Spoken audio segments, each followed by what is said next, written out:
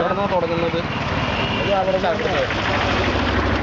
എന്നിട്ട് ഇതിലേതിലേ പോകുന്നു? ഇത് മൂഴിക്കുളം കൂടി അങ്ങനെ പാർക്കടവ് കൊച്ചടവ് കൂടി അങ്ങനെയാണ് അവസാനം ഇവിടെ വന്നു വരും. അവസാനം അളപ്പിക്കര.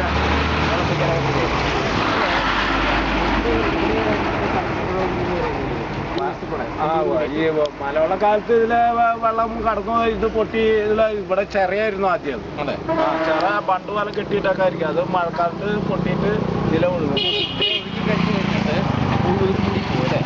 ഇല്ല, കുണ്ടൂര് ചെല്ലും. കുണ്ടൂര് ചെന്നിട്ട് പോകും.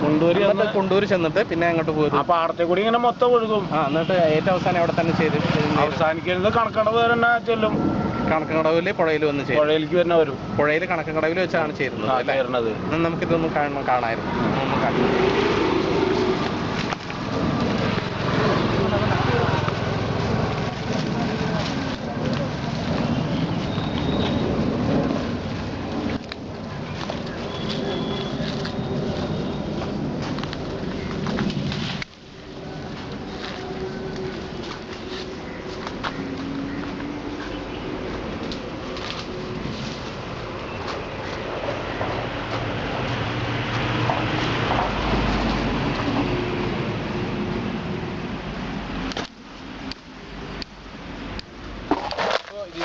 വെള്ളം കൊണ്ടുപോകാനുള്ള സംവിധാനമുണ്ട് അല്ലേ?